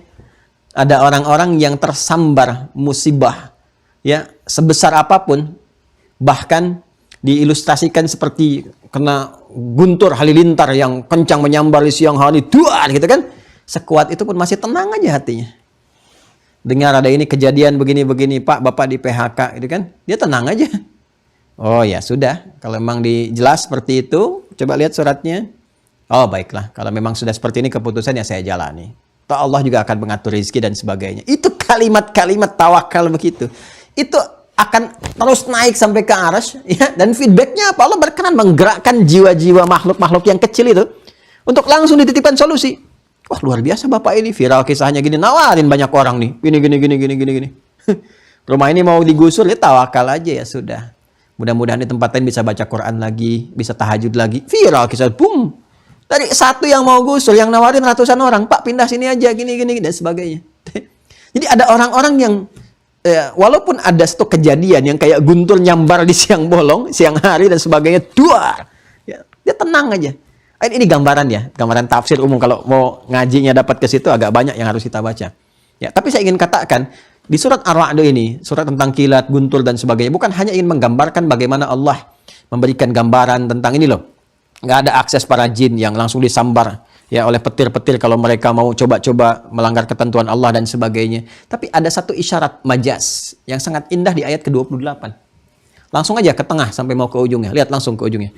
Ala bidzikrillahi tatmainnul qulub. Anda temukan redaksi itu? Tatmainnul qulub?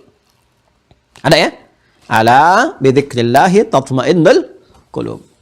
Saya sudah sampaikan tadi di awal, ala itu bukan hanya huruf informatif yang menyampaikan sebuah informasi, tapi juga taukid, maknanya penguat, penegas. Kata Allah, ketahuilah, saya tegaskan. Demikian. Ya, jadi jangan hanya diartikan ketahuilah, tapi diartikan ketahuilah, ya, saya tegaskan kata Allah. Bidzikrillahi.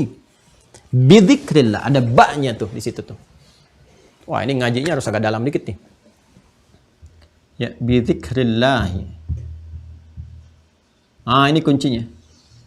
Bidzikrillahi, nyambung ke sini. Tatmainnul qulub. Ini ada nih kita temukan nih. Ya, jadi kalau hatinya kata Allah ingin tenang, ingin lapang. Lapangan itu kan luas. Ya kan? Lapangan itu luas. Jadi kalau hatinya ingin luas, ingin lapang, ingin tenang, sehingga setiap yang masuk jadi nyaman, insyirah. Ya kan?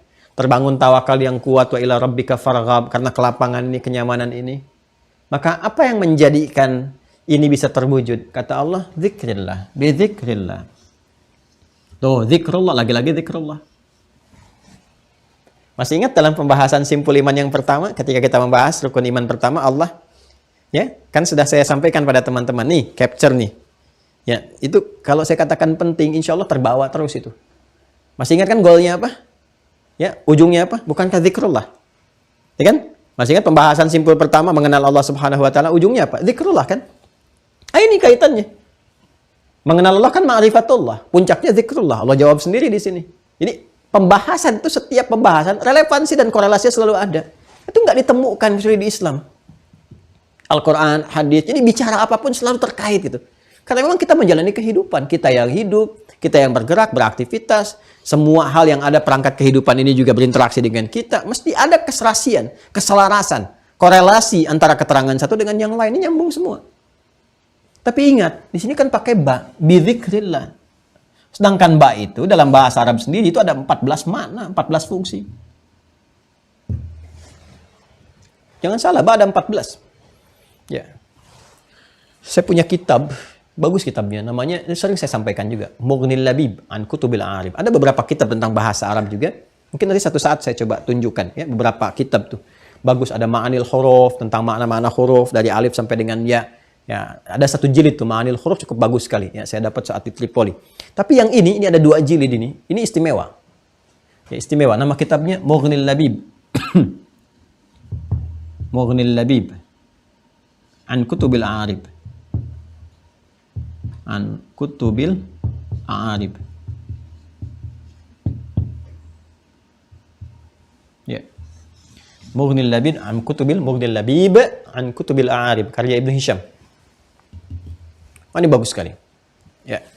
Dan disebutkan berapa fungsi huruf-huruf itu. Makna-maknanya ada berapa tuh? Alif ada berapa, ba ada berapa sampai ya. Ba itu kurang lebih ada 14. Ya. Ada fungsinya al-ilsaq. Al-ilsaq. Ada al-musahabah. Kan ada al-ghaya. Ada as-sababiyah. Dan lain-lain sebagainya. Ya, misal. Kalau kita ingin gabungkan nih semua ini. Al-ilsaq itu sesuatu yang nempel. Lekat sekali. Ya, lekat. Nempel ini ya. Sehingga dalam bahasa Arab lem itu disebut lisaq namanya. Nah, Anda lisaq, ya, nak lisaq punya lem enggak? Ada wujud fi, alhamdulillah. Mungkin ya. Bisa enggak gitu kan? Kita minta sedikit ya. Nah, kita lem misalnya itu lisaq bahasa Arabnya. Ya. Lasik sesuatu yang nempel banget. Musahabah menunjukkan suatu penyertaan dan perhatian. Ya, makanya diserap dalam bahasa Indonesia sahabat. Sahabat itu kan memperhatikan, ya kan? Kalaupun secara tempat nggak langsung bertemu, nggak nempel kayak lisok begini, tapi beda tempat masih memperhatikan, masih mendoakan, ya kan? Masih memberikan perhatian, nanya dan sebagainya, cari info tentang dia, ya, apakah baik-baik saja, dan itu sahabat namanya. Ya, nah, keterikatan itu semua disebut musahabah namanya. Apalagi ghayah menunjuk pada tujuan. Tujuan apa mengerjakan ini? Ya, apa motivasinya, arahnya kemana? Ya, sababiyah, sebaliknya, sebab-sebab yang terkait dengan itu. Ya, kalau tadi tujuan akhir yang mau dicapai, sebab itu langkah awal, apa motivasi ini untuk mengerjakan di awalnya. Nah, ini semua bisa terkumpul dalam ba. Nanti masih banyak lagi, ada beberapa yang lainnya. Ya. Nah, di sini ba di sini bidzikrillah, ala bidzikrillah tatma'innul qulub. Apa yang masuk di sini? Ini semua bisa masuk. Ya, bisa babi kalau pakai sebab ya bisa babi dengan sebab zikrullah ala bi zikrillahi, menerjemahkannya secara tafsir begini, ala bisa babi zikrillah, ketahuilah, saya tegaskan kata Allah, bisa babi zikrillah, dengan sebab kamu zikrullah, kamu berzikir kepada Allah itu, ini tatmainnul qulub. Dampak dari zikir itu bisa menenangkan kepada jiwa, memberikan kelapangan, bisa ma'rifatullah dan sebagainya, bisa babi zikrullah. Dan bisa babi zikrullah ini ya, bisa ilsaq. Bisa lekat, hubungan terbangun. Hubungan yang lekat terbangun dengan Allah itu disebut tawakal namanya. Jadi kalau semakin tinggi tingkat imannya, semakin tinggi, semakin kuat tawakalnya. Jadi keterkaitan hubungan, konektivitas antara hamba ya dengan Allah, dengan Rabbnya itu disebut tawakal. Ya. Jadi kalau semakin tinggi tingkat hubungannya, semakin bertawakal deh istilahnya.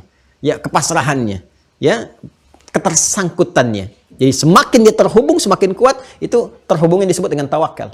Karena itu penguatan iman itu sangat akan berhubungan dengan tingkat ketawakalan. Itu ada di Quran surah ke-8 Al-Anfal ayat yang kedua yang sering saya sampaikan. Ya, innamal mu'minuna alladzina idza dzukirallahu wajilat qulubuhum wa idza tuliyat 'alaihim ayatuhu zadatuhum imana. Ini iman naik nih. Ketika iman naik, apa dampaknya kepada tawakal? Wa 'ala rabbihim yatawakkalun. Dan kepada Rabbnya semakin terkoneksi dengan kuat. Ini. Jelas ya? Jadi, Bisababi dzikrullah al-ilsaq. Al-ilsaq billah. Yang dimaksud ilsaq billah itu tawakal. Tawakal dengan kuat. Kalau sudah tawakal kuat, musahabah. Allah memperhatikan dia. Jadi, apapun yang dia butuhkan diberikan. Kadang belum minta saja diberi. Ya, masih ingat kan kisah Maryam alaihissalam? Hamba Allah yang saleh, bukan hanya laki-laki, perempuan juga dapat. Nggak ada pilih-pilih. Semakin tinggi tingkat tawakal, mau laki-laki mau perempuan dikasih. Ya, Maryam alaihissalam, Masya Allah, ditunjukkan oleh Allah. Nih, saking tingginya tingkat tawakalnya, zikirnya tinggi, bahkan punya mihrab sendiri. Belum minta, udah dikasih.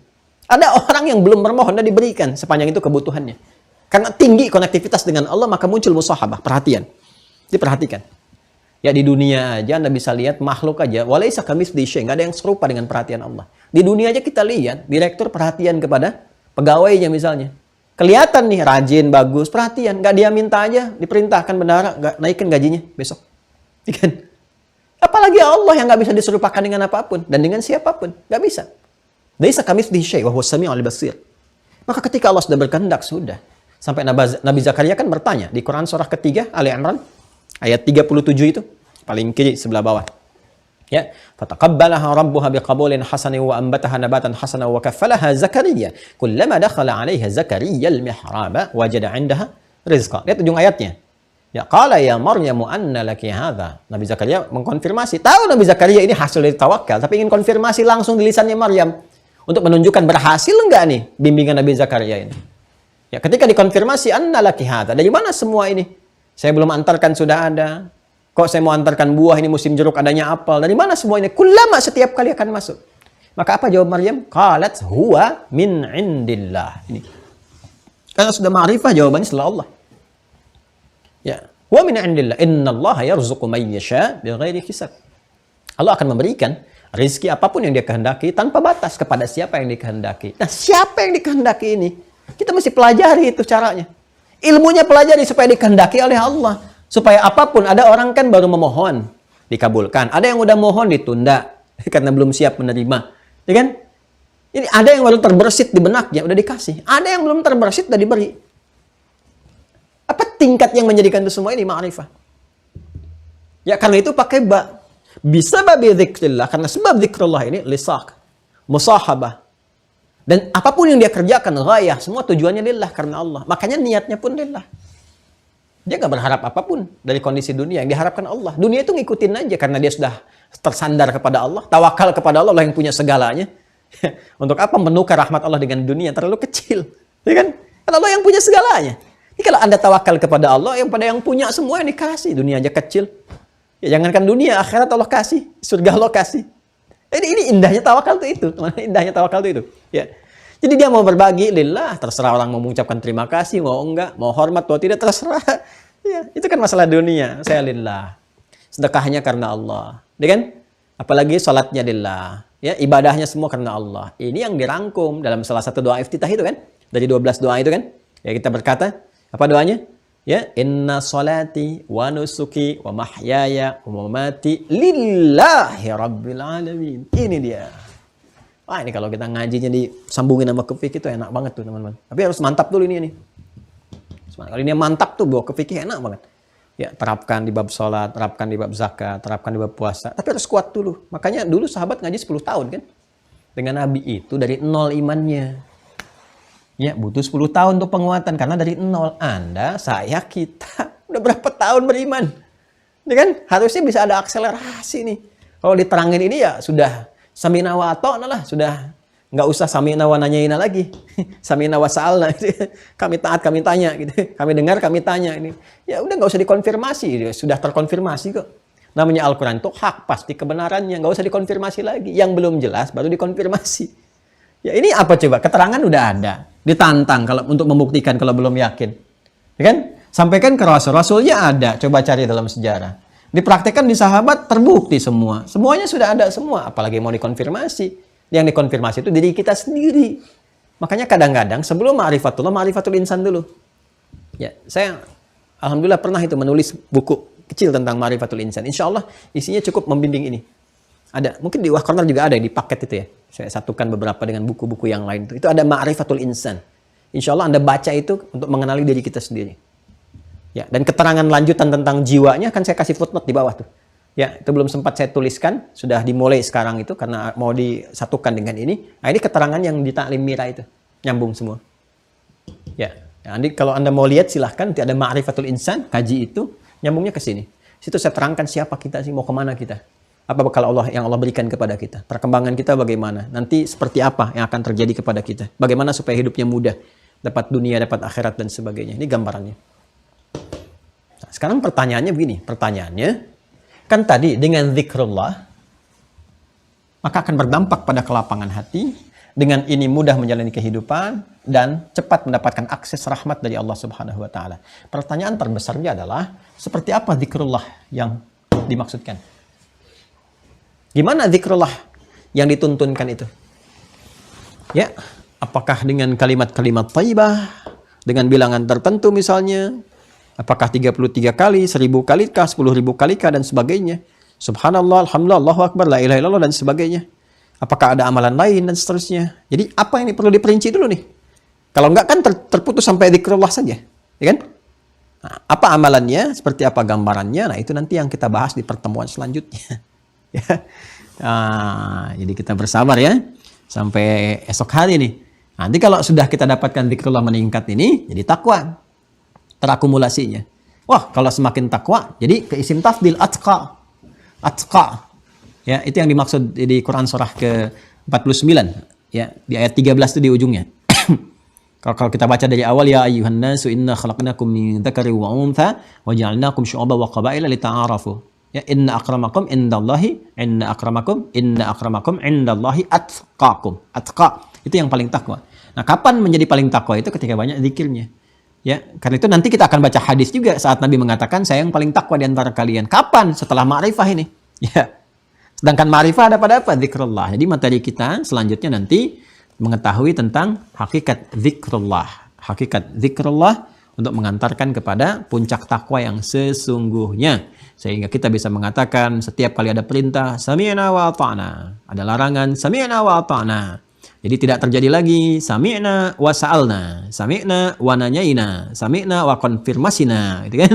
Ingin bertanya, mengonfirmasi, macam-macam. Udah, saatnya kalau diperintahkan sholat. Gak usah nanya lagi. Emang ada waktu sholat dalam Al-Quran? Ya, itu tandanya apa? Belum ma'rifah. Tandanya apa? Imannya masih redup. Ya, ketika diperintahkan misalnya, udah, tinggalkan ini. Jangan ucapkan ini, jangan lakukan ini. Gak usah dikonfirmasi, gak usah bikin konten. Emang ada larangannya, sebutkan. Kalau ada saya kasih misalnya sekian juta, sekian ini, sekian itu. Gak usah. Insan beriman gak usah seperti itu, langsung saja. Ya, kalaupun ada yang demikian, kita doakan. Kita tunjukkan pencerahan yang baik tanpa harus menjatuhkan marwah misalnya. Jatuhkan kehormatan. Kita doakan sebab masih berhak untuk mendapat hidayah sampai wafat. Ya, kalau nggak dipilih pun mau seperti itu atau memilih istidraj, dibiarkan larut dalam hal demikian, nah itu pilihan masing-masing silahkan. Yang penting kita berusaha dan semoga Allah memberikan kemuliaan-kemuliaan. Tapi kalau ada hambanya bengal, kata Nabi kan gitu, kullu ummati, ya setiap umatku itu ya dakhulul jannah, akan masuk surga illa man aba bima ma'na. Atau kama qala Rasulullah SAW. Kecuali yang nggak pengen. Ya. Bahkan naudzubillah kita berlindung kepada Allah dari lisan-lisan ya orang-orang yang menantang azab. Gak apa-apa masuk neraka juga. Nanti di neraka bisa begini, bisa begitu dan sebagainya. Nah, boleh jadi kalau dia masih hidup ya kita doakan juga karena masih berhak untuk mendapatkan hidayah. Ya, semoga kita berharap sebelum wafat kan bisa mendapatkan satu sentuhan dalam jiwa, bisa bertobat dan sebagainya. Kita mengharapkan semua baik. Ya, dan tidak ada dalam jiwa-jiwa yang bersih itu mengharapkan seseorang hancur, jatuh, terjerembab dalam keburukan, nggak boleh. Kita harus tetap bersih. Ya, walaupun ada penyimpangan, kita luruskan penyimpangannya. Berikan pencerahannya. Kalau terkait dengan hukum, proses secara hukum, dan seterusnya. Ya, demikian ya teman-teman sekalian. Sehingga dengan itu mudah-mudahan kita senantiasa mengevaluasi diri dalam kebaikan. Itu semua yang bisa disampaikan. Terima kasih untuk pertemuan hari ini. Semoga bermanfaat. Kita berjumpa esok hari. Dan sekali lagi, semoga Allah mengampuni dan merahmati kita semua. Allahumma taqabbal minna innaka antas sami'ul alim wa tub 'alaina innaka antat tawwabur rahim. Allahumma rabbana atina fid dunya hasanah wa fil akhirati hasanah wa qina adzabannar. Allahumma ati anfusana taqwaha wa zakkiha anta khairu man zakkaha anta waliyuha wa maulaha.